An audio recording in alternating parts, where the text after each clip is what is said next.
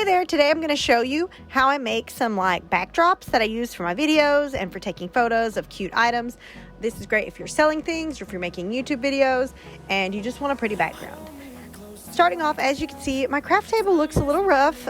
My daughter has painted on it and colored on it, so it's just not ideal for a backdrop. So first off, obviously, is going to be poster board. You can buy this in different colors. So let's say you wanted a pink backdrop. You could literally just buy a pink poster board, zoom in your camera so that's all that shows, and then boom, you have a backdrop.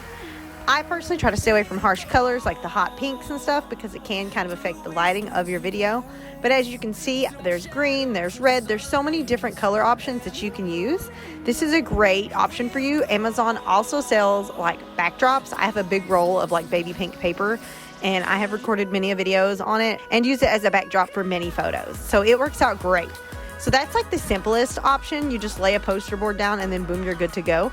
But I'm going to show you also how I make my own with the wood grain patterns. So I basically use contact paper. You can get these from Amazon. I think I got the wood one from Amazon, and you can also get them from Walmart. And even the Dollar Tree sells these little paneled sheets. It takes about 4 of them, I think, to cover a poster board. But it's still less than $10 if you're going to go the Dollar Tree route. And I will tell you, getting the sheets at Dollar Tree is a little bit easier than trying to apply these that are rolled up because these wrinkle a little more. Now, I typically do this on foam board myself, just because it's a little thicker and it's a little sturdier, but I have learned over time that the foam board can get dents in it. So I'm going to try it on poster board this time. So as you can see, once it's rolled out and you zoom in, it's going to look beautiful. So I'm going to lay my poster board out and I'm going to lay my contact paper on it and I'm going to cut it out to fit. What I love about the contact paper is that it has the lines. It just makes it super easy. So now that I have that ready, I'm going to just stick my contact paper down to my poster board. I started out by peeling just a corner. In my experience, I feel like just peeling one whole end does better for me. But I was just kind of winging it. You can put it on however is easiest for you.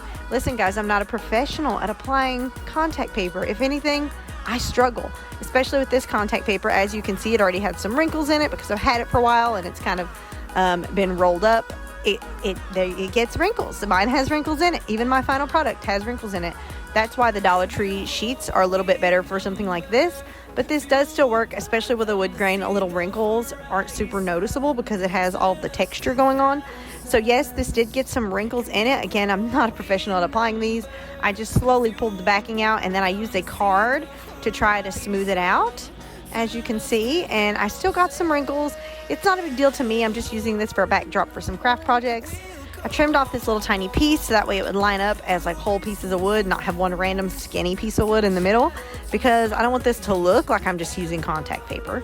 And I'm going to spread this sheet down on the rest of my poster board so that way it is completely covered with this contact paper. You don't have to completely cover your poster board, but I like to have a lot of work surface when I'm crafting, and so this just gives me a big work area. So because it's poster board, it's easy to store. I can roll it up or I can just stick it in the closet back against a wall. It's just super easy for me as far as storage by using poster board. So as you can see, you zoom your camera in and boom, it's a beautiful backdrop and you can't even tell. This is great for photos of products or even for using for videos like I do. As you can see, the background looks beautiful and you cannot tell that this is just a piece of poster board with contact paper on it. So here's a comparison of just using my table, which I can see a smiley face in the corner that my daughter drew, or using the contact paper. Here's some options of different ones I have done, and you have probably seen all of these in my videos if you've seen any of my videos, because this is my go-to. I always use a contact paper background. Yes, they have some wrinkles because I'm not perfect, but they're not super noticeable if you're crafting or just taking a couple of quick pictures. I love how this turns out. It gives such a clean look. And here's just some examples of some clips and some photos that I've taken using these backdrops. They're super cheap. They only cost a couple of dollars and they make such a big difference compared to if I was just using my dirty old craft table. I hope you like these cute backdrops and I hope you give it a try for your photos and your videos because it works out perfect and it's just the easiest hack ever. Don't forget to subscribe so you can see every time I post a new craft or DIY video, and I'll see you guys next time. Bye.